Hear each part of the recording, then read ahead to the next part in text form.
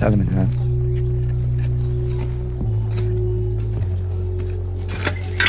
عددت؟ شكرا. هان بس.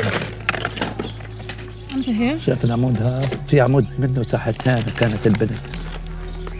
And this was your daughter's apartment right here? هذه غرفتها اللي عدت فيها، أنا استشهدت. من هنا طلعناها. In May, a major escalation between Israel and Hamas erupted. During 11 days of fighting, 13 Israelis and 260 Palestinians were killed. Hassan al-Atta was on call throughout the conflict. He's a rescue worker with the Palestinian Civil Defense, who are funded by the Hamas government. His job is to find and pull out those who are trapped under crumpled buildings. عشان لقناها هنا بالضبط، هي والولاد بالضبط في النتفة هذا، هي وولادها الثلاثة الأربعة كانوا هنا عابطين بعض، كله عابط بعض هيك. وجاي العمود البطون، العمود الحزام اللي زي هذا جاي على راسها من هان وعلى وجهها هي وولادها. لا جابوهم على المستشفى وانا رحت على الثلاجة اشوفهم بس اتعرض. Is this your daughter's scarf? هذا كانت قاعدة، هذا شرشف التخت الصغير تبعهم اللي بقعد عليه الصغار. This is blood? هذا دم منها هي.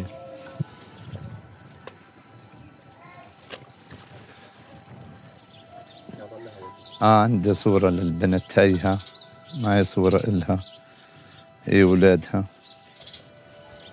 Beautiful, Jamila. And this is اسمك? هذا سلام أول واحد. And how old is he? عمره 9 سنين. هذا أميرة عمرها 6 سنين. هذا محمد عمره 8 شهور. During the war, your job is to pull people out from under the rubble, but I imagine that it must have been a very difficult experience to pull your own children and grandchildren out of under this building. أنا كان أملي في الله إني ألاقيهم طيبين وأنا بدور. كنت عامل كل جهدي إني ألاقيهم طيبين.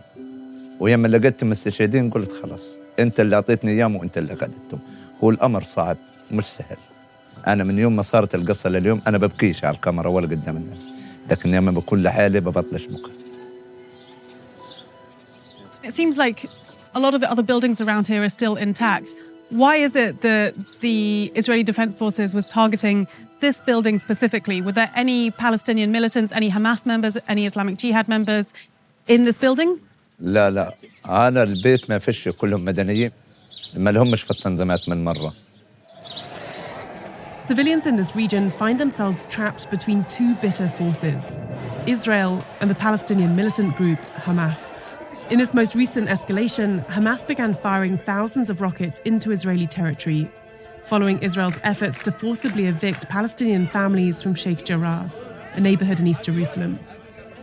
The Israel Defense Forces responded with an aerial bombardment that obliterated residential buildings, shops, and factories.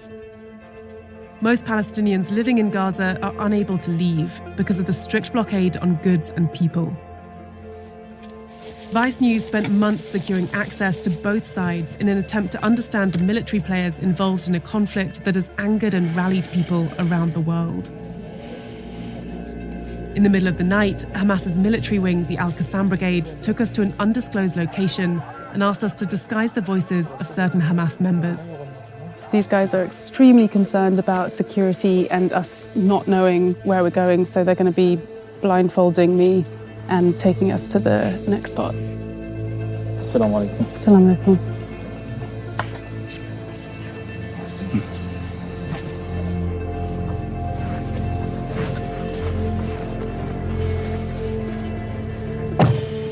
We are about to reach 2 meters. Okay, you can stand here, don't move. Wow. Just wait. Okay, this is the tunnel entrance. So we're having to take all of this off. Absolutely nothing is allowed down. We're having to give over our cameras, give over everything before we go down there. And we'll take their equipment from now on to make sure that there's absolutely zero tracking devices or any way of anyone knowing the location of where we're going to These tunnels are built to be out of sight from Israel's drones and have been used in the past to launch attacks on their enemy. On the night that Hassan's family were killed, 160 Israeli warplanes dropped 450 missiles and shells in just 40 minutes. The IDF says this was with the explicit intention of destroying Hamas's underground tunnel network. Watch out, you're about to ride. We were given exclusive access inside these still active tunnels. These Hamas militants are internationally designated as terrorists. So we're currently deep underground somewhere in the Gaza Strip. Got permission after days and days of back and forth talking about security issues.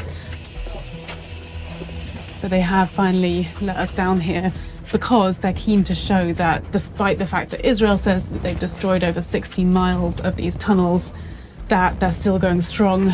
They are rebuilding their tunnels. They're still got an extensive network that they can use to move people around and to store weaponry. What makes you so certain that joining Hamas, joining the Al-Qassam Brigade, and ultimately turning to violence is the answer here? There's no other solutions but this weapon. Abu Khalid is 25 years old. He's one of thousands who joined Hamas as a teenager and has been active in the group ever since. The fact that you're down here in tunnels that have been built under civilian areas, you're launching rockets from civilian areas as well, doesn't that mean that you're endangering Palestinians that you claim to be fighting for? We are sacrificing ourselves and our times and everything we do in order to ensure a better future for our children.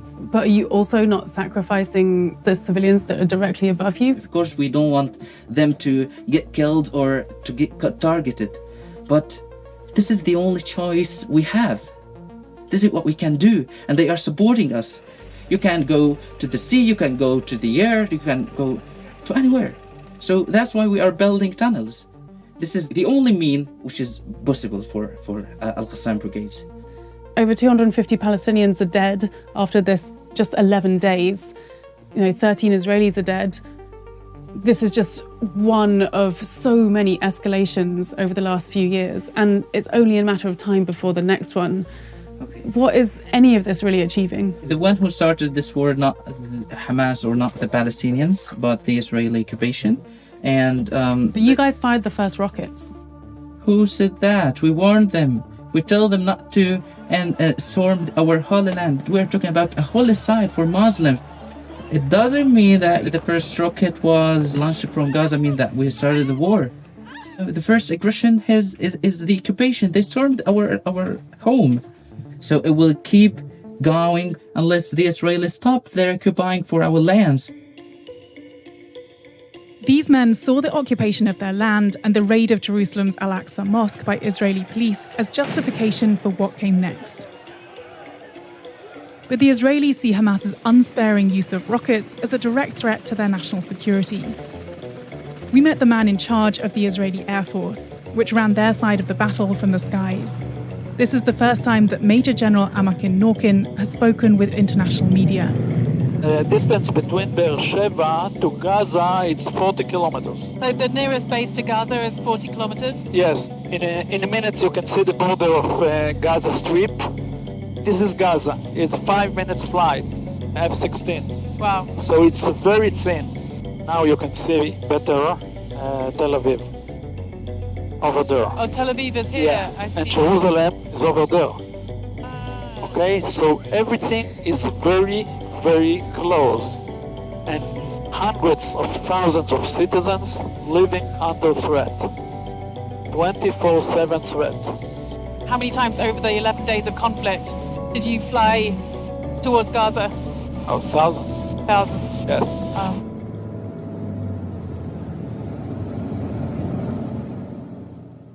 We recognize by our intelligence and our UAV a rocket launcher. Those rockets supposed to launch to the Israeli cities. Is there a rocket launcher here? Yes, there is a rocket launcher. You can see it in a minute, but they said here in Hebrew, there is people walking on the street near the rocket launchers. So you cannot attack you cannot attack.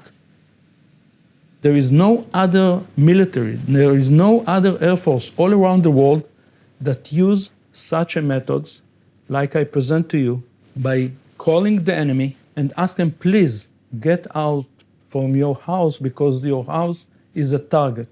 Sometimes that happens. No. Not all the time. When we know that there is people at the house which are not terrorists, we did it.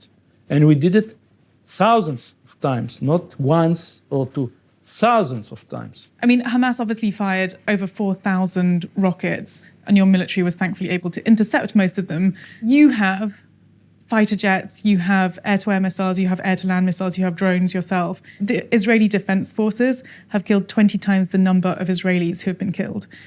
How is it proportionate or justifiable to be using this machinery in a very densely civilian populated area? Well, this is not the way that I would like describe the situation. But that is the situation. No, I mean, the situation 20 times the number of people that you've killed versus the number of Israelis that have died. We don't want to act, we react, because we cannot accept the Hamas or the Islamic Jihad is launching rockets toward Jerusalem or toward any other city. But I mean, the problem is that both sides say that they're defending themselves. And so you have to recognize that there is obviously a power imbalance. And as the stronger side, do you accept responsibility for the disproportionate number of civilians that have died? Should I apologize because I'm stronger? No. Isabel, it's important for me. I am not attacking citizens. They launch rocket toward the center of the cities. They want, and they declare, they want to kill Israeli citizens.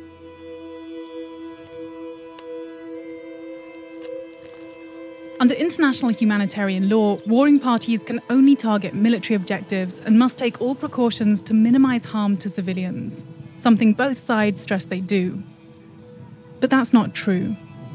The night that Hassan's daughter and grandchildren died, Hamas authorities claimed that multiple guided bomb missiles dropped by the Israelis were responsible for their deaths. We were unable to corroborate the exact weaponry used, but the size of the craters, along with remnants discovered at the site, appeared to match this description. Hassan, his neighbours, and some of the 32 survivors we were able to speak with independently said the IDF did not call anyone in the building to warn them of the attack. If they had, they said, they would have evacuated. After initially denying that they had struck this location, the IDF later sent a statement to Vice News. They claimed they did not target the building where the Al-Atta family lived, but rather a terror tunnel placed in close proximity to the building. These underground networks, they say, are built in and beneath densely populated civilian areas, which puts lives at risk. The IDF did not elaborate on why it was necessary to destroy the residential building if it wasn't the intended target. They said the reason they did not call or evacuate civilians was because the building itself wasn't what they were aiming for. الله يرحمه الله يرحمه يحسن إليه وأنا اللي لحدتهم يعني أنا اللي دفنتهم كلهم بإيدي أنا اللي دفنتهم أنا اللي لحدتهم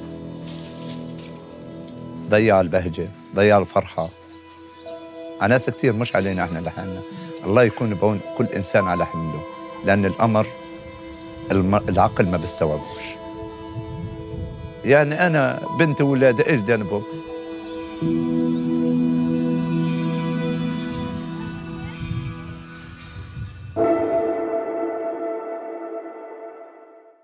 يلا اخواننا بدنا نبدا ان شاء الله. قولوا يا اخواننا على فصيله. ستوري ستوري ستوري ستوري. So we're inside Hamas training base right now. This is where they have their annual summer camps. There's hundreds and hundreds of kids here. But apparently this year, the number of young kids who have signed up and are wanting to join Hamas has exploded because of the recent conflict. Allah! Allah!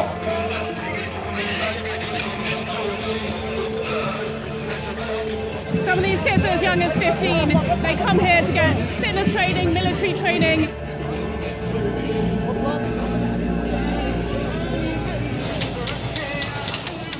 الهدف من هذا التمرين تعليم الطلاب التجديد على الأهداف وربطهم بقضيتنا الوطنية اللي احنا بندافع عنها. And in this simulation that was specifically designed for these trainees, who are you targeting? Who's the enemy? احنا عدونا واحد، هو العدو الصهيوني الإسرائيلي اللي اغتصب أرضنا، واحنا مقاومتنا جاءت من انطلاق من حق يعني أصلي، ونحن نمارس يعني حقا هو يعني أصليا لنا. What would you say to people who, would say that you are brainwashing young children and you're training them to fight for the benefit of Hamas?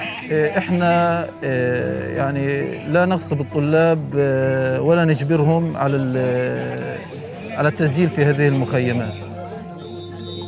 هذا الجيل فتح عينيه على الدنيا، على صوت القصف والدمار ومشاهد الترويع اللي بيتعرض لها المواطنين عندنا في غزة. And do you think it's these kinds of experiences that motivate these young people to come to training camps like this? أكيد.